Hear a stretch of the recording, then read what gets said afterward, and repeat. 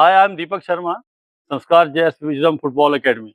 आज जैसा आपको पता है कि सारी जगह पे चुनाव चले हुए हैं नगर परिषद के। और मेरा होम डिस्ट्रिक्ट है सिरमौर और नाहन का मैं रहने वाला हूँ। तो आज यहाँ चुनाव भी है नगर परिषद के, उसी के लिए मैं यहाँ पे आया था। वोट मैंने कास्ट कर दी है। बड़े अच्छे से हुआ क्योंकि कोई रश नहीं था। मैं और मेरी मिसेज दोनों वोट कास्ट करके आई है। और जब मैं नाहन आया तो मैंने सोचा आपको एक ऐसी शख्सियत से मिलाएं जिसको वैसे लगभग सब लोग जानते हैं नाहन में और हिमाचल में भी। लेकिन आज मैं उनकी एक इंटरव्यू अपने साथ करना चाह रहा हूँ। एक छोटा सा जो लड़का स्कूल में पढ़ता है, वो बना की शहर से आता है नाहन। और उस समय पे उनको कोई यहाँ नहीं जानता था। नाहन के अंदर मतलब कि फादर वगैरह को उनको सबको पता था। लेकिन जब वो यहाँ पे आए, किस तरह से उन्होंने अपनी यहाँ पे जो एक नाहन के अंदर अपनी इमेज बनाई, एक पॉपुलर नाम हुआ। और उसके बाद आज उनको नाहन में बच्चा बच्चा जो जानता है और हिमाचल में भी जानता है। तो आज उनसे मैं आपकी मुलाकात कराऊंगा। मेरे साथ है मिस्टर राजेंद्र पाल सिंह, बब्बी के नाम से मशहूर है। और क्रिकेट के ये जनरल सेक्रेटरी भी है। एम्प्लॉज पॉलिटिक्स के साथ भी जुड़े रहे हैं, वैसे ही पॉलिटिक्स में इन्वॉल्वमेंट रहती है इनकी। और कई वर्षों से ये क्रिकेट के उसमें जो है खेल में बड़ा अच्छे से काम करे हैं। बब्बी आई के नाम से मशहूर है। तो बब्बी आई, हम तो आपका नाम बब्बी से ही करते हैं। दीपक जी, सबसे पहले आपका बहुत बहुत आभार, धन्यवाद। आपने मुझे आज अपने चैनल पे लाने का मौका दिया, इसलिए मैं आपका बहुत शुक्रिया करता हूँ। तो हम बताते हैं कि हम बचपन के दोस्त भी हैं। और काफ़ी हमारे परिवार के संबंध भी बड़े अच्छे रहे हैं आपस में। और बब्बी भाई के नाम से आज इनकी हम सारी इंटरव्यू करेंगे। तो बब्बी भाई, जब आप कौन से सन में नाहन में आए हैं? वैसे तो नाहन तो पहले भी आते रहते थे आप। नाहन एक्चुअली मेरे ग्रैंडफादर नाहन थे। मेरे फादर मदर जॉब करते थे, तो उन्होंने जगह जगह उन्होंने सराम बना की शहर में जॉब करी, फिर रामपुर शहर में जॉब करी, फिर उसके बाद उन्होंने सिलाई करी। मेरी प्राइमरी एजुकेशन बना की शहर स्कूल से हुई है, प्राइमरी स्कूल से। फिर मेरी 8th मेरी रामपुर से हुई है, रामपुर बुशहर। और 10th मैंने सिलाई स्कूल से करी है। उसका मैं यहाँ पर 80 में मैं यहाँ कॉलेज में आया। उसके बाद आप लोगों से मिला, आप रिश्तेदारी थी, जान पहचान थी, अब पारिवारिक रिश्ते थे हम लोगों के आपस में, बिल्कुल बिल्कुल। है ना। तो उस करके धीरे धीरे हम आपस में एक दूसरे के साथ बनता गया और जुड़ते चले गए। और आगे स्पोर्ट्स क्रिकेट में आ गए, आप फुटबॉल में चले गए, हम क्रिकेट में आ गए। क्रिकेट में मैं 89 से सेक्रेटरी बना, तो मैं आज तक क्रिकेट संभाल रहा हूँ। तो बोला ये घाट घाट का पानी आपने हाँ जी, घाट घाट का पानी पीते जी। तो बब्बी भाई की मैं एक बड़ी आपको एक तारीफ मैं बताता हूँ कि बहुत सालों से क्रिकेट के क्षेत्र में जुड़े हुए हैं। अपना आप भी क्रिकेट खेले हैं और आज एसोसिएशन के अंदर ही बड़े अच्छे से काम कर रहे हैं। बब्बी भाई, क्रिकेट में आपने खेलना कब शुरू किया? वैसे तो स्कूल टाइम में जैसे खेतों में खेलते थे, छोटे छोटे ग्राउंड में खेलते लेकिन तब थे। इतना पॉपुलर नहीं था। नहीं नहीं, फिर हम कॉलेज में खेल ले। कॉलेज में आपको पता ही, आप भी हमारा खेल रहे हो। बिल्कुल बिल्कुल। जब मैं इंटर कॉलेज कप्तान था, आप भी इंटर कॉलेज खेल रहे हो ऊना में, तो तब पता था। और रस्सी से बांधते थे, रुमाल भी होते थे हमारे पास, तो रस्सियों से बांधते, सूतियों से बांधते पैड को हम। तो हमने ऐसे शुरुआत करी है। फिर अब आज तो अनुराग जी के आने से क्रिकेट हिमाचल में काया पलट हो गई है। बिल्कुल बिल्कुल, अनुराग जी के आने से बड़ी काया पलट हुई है। लेकिन मैं आपसे जानना चाहता हूँ कि आप तो अनुराग जी से पहले एसोसिएशन के अंदर। हाँ जी। वो पहले का समय और आज के समय में आपको कितना अंतर लगता है? अनुराग जी के आने के बाद कितना चेंज हुआ? दिन रात का अंतर है जी। दिन रात। अनुराग जी का जो विजन था ना, हम जब आए थे, मुझे याद है, जो धर्मशाला का स्टेडियम के लिए करा था, तो हम भी सोच रहे थे, यार ये अनुराग जी क्या कर रहे हैं। तो ग्राउंड तो लगी ना, खेत छोटे खेत से थे, और हमने कहाँ बनेगा स्टेडियम यहाँ पर। तो लेकिन अनुराग जो विजन है, वो आज से 20-25 साल का आगे देखते हो। बिल्कुल। और आज देखिए, धर्मशाला पे जब हम गए थे, तो एक धौलाधार होटल होता था, एक सूर्या होटल होता था। आज देखिए आप, होटल कितने हैं, बहुत कितने वहां पर रोजगार लोगों को मिला है। अब आप दीपक की, आप तो उधर जाते रहते हो, आप शनिवार संडे को जाना स्टेडियम में, लोग वहाँ सेल्फी लेने के लिए कितने आते हैं। मैं बोलता हूँ 10-10 हजार आते हैं। पूरे विश्व के अंदर जो है धर्मशाला स्टेडियम की एक पहचान है, जिससे हमारे हिमाचल की पहचान भी जो है क्रिकेट के अंदर हुई है। और दीपक जी, उससे पता क्या हुआ, एक हमारे लोगों को रोजगार बहुत मिला वहां पर। रोजगार। अब सैटरडे संडे वहाँ इतने जॉइंट्स लगते हैं खाने के पीने के, तो लोगों को रोजगार मिल रहा है। क्रिकेट ने एक बड़ा धर्मशाला को, जहाँ धर्मशाला 0 था, 100 पर पहुंचा दिया धर्मशाला को। तो भैया मैं एक और आपसे जो एक वैसे तो ये मैं समझता हूँ कि क्रिकेट में बहुत कुछ हुआ है। लेकिन जहां तक मैं समझता हूँ, जब हम लोग कॉलेज में पढ़ते थे, आप क्रिकेट खेलते थे, तो उस टाइम पे जो खिलाड़ियों में जुनून था, हाँ, और वो आज में जो आज सुविधाएं हैं, लेकिन वो खिलाड़ी के अंदर जुनून आपको दिखता है?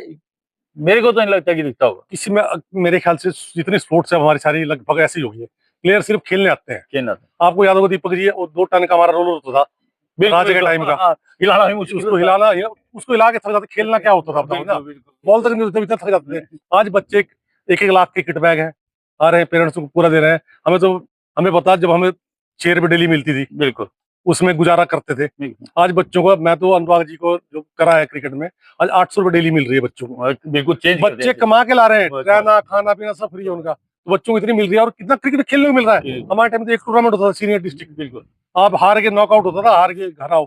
आज आप, आज मैं, मुझे याद है, मैं जनवरी से लेके अभी जून तक मैं इतना बिजी हूँ टीम में भेजने में कि हर के गर्ल्स के हैं, बॉयज के 90, आपके T20 है, वनडे है, डेज मैच है, तो हम तो इसी में लगे रहते हैं। पूरा साल काम है। हाँ, लड़कों को बहुत मैच मिल रहे हैं खेलने को। लेकिन वो जो खिलाड़ियों में वो इतना जुनून है, जैसे आपको याद होगा कि हम जब कॉलेज में होते थे और हम फुटबॉल से कनेक्ट थे, लेकिन सारी गेमों से हमारी एक अटैचमेंट होती थी। तो एक छोटे से टूर्नामेंट होते थे, तो उसमें एक फुटबॉल के लड़कों ने भी टीम बनाई, क्रिकेट के साथ मिक्स होके इस तरह से काम चलता था। तब मैं आपसे, जब एक सीमेंटेड पिच आपने कॉलेज के आगे बनाई, तो आपको उस टाइम पे कैसा लगा? आज तो आप देखो कि बहुत कुछ है।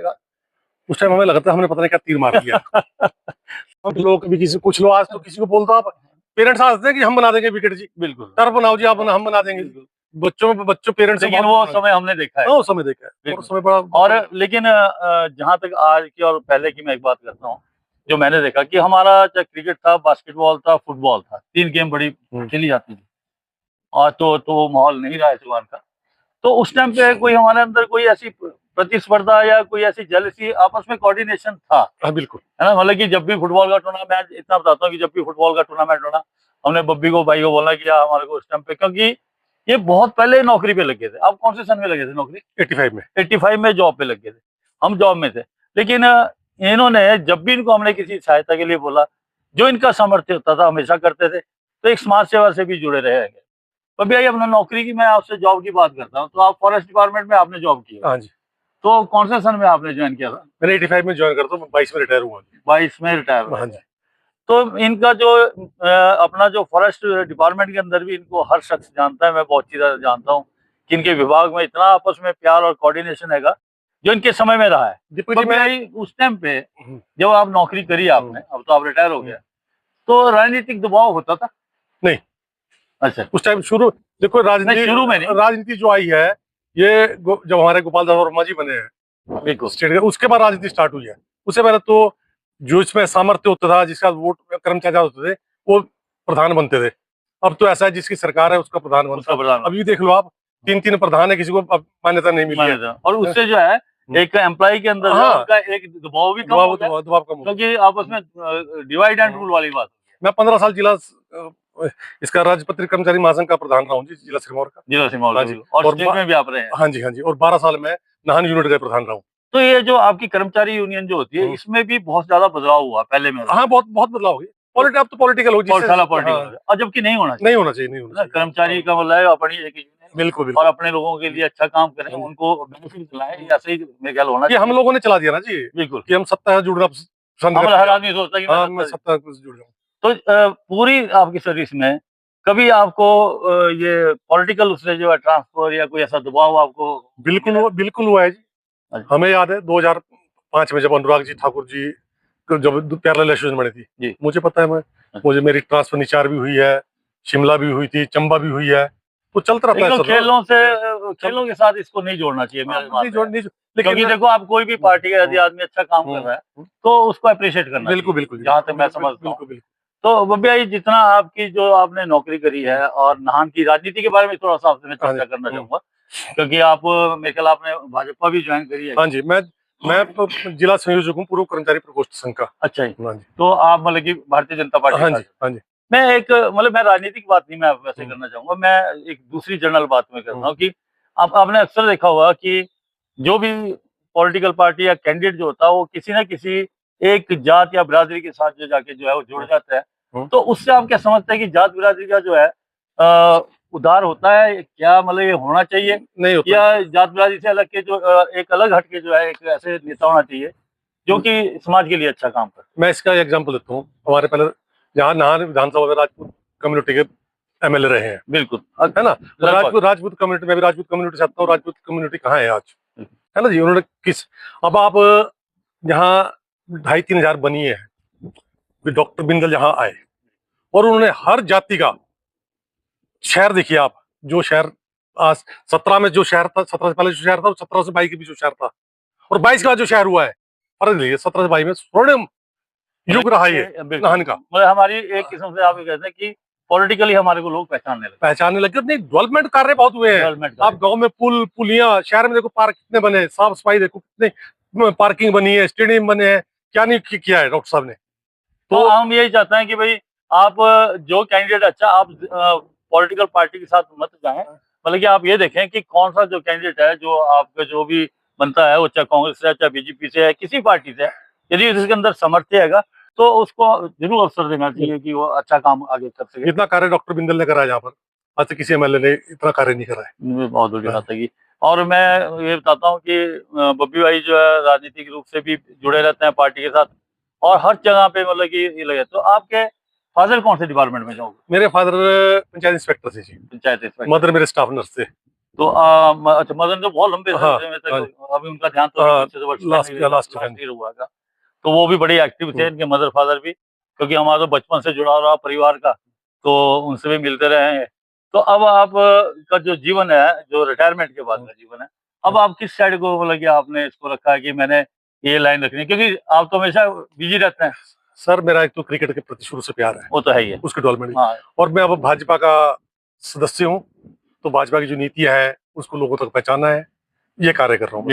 हाँ जी। तो ये अच्छा, हम तो आपसे ये कहते हैं कि आपने कभी चुनाव के बारे में सोचा कि मैं चुनाव लड़ लूं? सोचा था, बहुत पहले सोचा था जी। वो तो आपने मुझे बड़ा इंसिस्ट कर रहा कि चुनाव लड़िए। कैसे देखो, इच्छा तो सबकी होती है, दीपक जी आपके मन में भी होगी, मेरे मन में, सबके मन में होती है, लेकिन चलो, तो जो भाग्य मिलना है वो मिलना है, वो मिलना है ना। बिल्कुल। चलो, हम तो इसी में खुश है कि पार्टी काम करे, डॉक्टर साहब जैसा जहाँ इतना लायक आदमी, ये तो हमारी किस्मत है कि नाहन को मिले। बिल्कुल बिल्कुल। मतलब उसके बाद आपने भी जब उन्होंने आए तो उसके बाद फिर मन से हटा दिया कि डॉक्टर साहब का मुकाबला नहीं कर सकता। बिल्कुल बिल्कुल, उनका जो एक जो विजन है वो किसी का नहीं हो सकता। बिल्कुल। तो भाई, अब आपके पास अपने कितने बेटे और कितनी बेटी? मेरे 2 बच्चे हैं जी। बेटी की मेरी शादी हो गई है, बेटी मुंबई में है। अच्छा ही। और बेटे ने मेरे बीटेक करा है कंप्यूटर साइंस में, उसका उसने एमए इंग्लिश करी है, और यूजीसी नेट 2 बार क्वालिफाई कर चुका है। अच्छा, बहुत बढ़िया। जो ये बच्चे इंटेलिजेंट बढ़ जाओ, आपने समझो करोड़ों रुपए कमा लिया। तो यहाँ तो आपका अपना पैतृक गाँव जो घर है अपने आप ही, मदर फादर ने? कुछ मतलब हम तो एडिशन करी है उसमें। अच्छा, एडिशन करी है, मतलब जो कुछ किया माता पिता। तो आप एक ही एक भाई है? एक ही भाई। 2 बहनें मेरे ख्याल से? 3 बहनें। 3 बहनें, 1 भाई। तो इकलौते पुत्र रहेंगे जो है। तो इस प्रकार जो मैंने आज बब्बी भाई से बात करी है, बब्बी भाई कुछ आप जो आज के जो प्लेयर है और उनके बारे में यदि आप कुछ अपना संदेश देना चाहते हो, कुछ बोलना चाहते हो, तो आपका स्वागत। मेरा संदेश तो है जी, मैं अभी जब भी क्रिकेट जाता हूँ बच्चों को बोलता हूँ मेहनत करिए, क्योंकि हमारे बच्चे मेहनत नहीं करते हैं। वो आते हैं, बैट पकड़ा, खेलना स्टार्ट कर दिया, बॉलिंग कर ली। मैं बोलता हूँ फिजिकल फिटनेस आपको बहुत जरूरी चाहिए आज के टाइम में। नशे से दूर रहो, फिजिकल फिटनेस, जितने आप दौड़ोगे भागोगे उतना आपका स्टेमिना बढ़ेगा। आज के हमारे बच्चे दौड़ते नहीं दौड़ते, जिम जा रहे हैं। जिम, मैं तो सब बच्चों को जिम छोड़ दो, बिल्कुल आप दौड़िए, आप 10 किलोमीटर रोज दौड़िए, तो आपका स्टेमिना क्यों नहीं बढ़ेगा। तो आपके साथ एक और कोच यहाँ पे एमपी शर्मा जी काम कर रहे काफी टाइम। हाँ जी, हाँ जी। तो अब तो मेरे ख्याल शायद रिटायर हो गए एमपी शर्मा जी। अब उनके अभी आपके साथ जुड़े रहते हैं या नहीं? नहीं, अब नहीं है जी, 1-1.5 साल से। आप अपने आपके जीवन में जो क्रिकेट का आपका जितना टाइम है, आपको सबसे ज्यादा किस प्लेयर ने जो प्रभावित किया है क्रिकेट के अंदर? मतलब पूरे हिमाचल में लगा लो, सिरमौर में, जिसको आपको देख के लगता नहीं यार, एक बड़ा बढ़िया प्लेयर है? जो मुझे संग्राम सिंह का बहुत अच्छा लगा। संग्राम सिंह, बिल्कुल। तो उस लड़के में मैंने देखा, और रात को मुझे याद है एक बार 2:30 बजे नाहन पहुंचा है और 4:30 बजे ग्राउंड में दौड़ रहा था। तो जो बच्चा पूरे डेडिकेटेड खेल करेगा, मेहनत करेगा, उसको मिलेगा। बिल्कुल। संग्राम का तो मैं देखा सिर्फ ये नहीं, फुटबॉल में भी वो पूरे वो एक रियल स्पोर्ट्स वो है। चलो, भगवान से दुआ करते हैं कि और अच्छा अपने जीवन में करे। तो रणजी उसने खेला। आपकी जो आप जब से महासचिव, कितने लड़कों ने रणजी यहाँ से खेली है? अब 11-12 लड़के खेल चुके रणजी। आज भी, इस बार भी हमारे 2 बच्चे रणजी कैंप में सेलेक्ट हुए। तो अभी मैं एक ये चीज बोल रहा कि एक रणजी खेलने के बाद क्रिकेट के अंदर खिलाड़ी को क्या बेनिफिट है? मान लो उसने खेलना छोड़ दिया, उसके बाद भी उनको बेनिफिट? नहीं, कोई बेनिफिट नहीं। अच्छा, कोई बेनिफिट नहीं। पहले जैसे एक होता कि पेंशन मिलती है। पेंशन वो 2004 के बाद बंद हुई। अच्छा, 2004 के बाद। पहले इनको तो मिल रही है 2004 से पहले। अच्छा, वो कितनी पेंशन मिलती है उनको? अब तो मुझे ख्याल नहीं, पहले तो मैक्सिमम जिन्हें 100 फर्स्ट क्लास खेले 3 लाख मिलती थी। 3 लाख में बहुत अच्छा। क्योंकि जब एक प्लेयर जब रिटायर हो जाता है उसके बाद उसको पूछने वाला कोई नहीं होता। क्रिकेट में तो प्लेयर रिटायर भी हो जाएगा, अच्छा खेल लेगा तो उसको जरूरत नहीं है कुछ करने की। बिल्कुल। अब आईपीएल में देख लो, 9-9 करोड़ 10 करोड़ 2-2 महीने के मिल रहे हैं। क्रिकेट में तो खैर आपका बहुत लेवल उठाया जी, और इसी देखा देखी में दूसरे गेम्स भी कर रही है। बिल्कुल। तो इस प्रकार मैंने आज आपको मुंबई से जो मिलाया हैगा, राजेंद्र पाल सिंह जी, जो क्रिकेट एसोसिएशन के महासचिव है। और आपको ये वीडियो अच्छी लगी हो तो आप सब्सक्राइब करें, लाइक करें, शेयर करें, क्योंकि हम पॉजिटिव बात करते हैं और पॉजिटिव लोगों के साथ बात करते हैं। तो मेरी कैमरामैन प्रेरणा दत्ता जो सारी कैमरे के पीछे रहती है हमेशा, आप सबका स्वागत है। Thank you. जय हिंद, जय भारत। धन्यवाद, धन्यवाद, थैंक यू।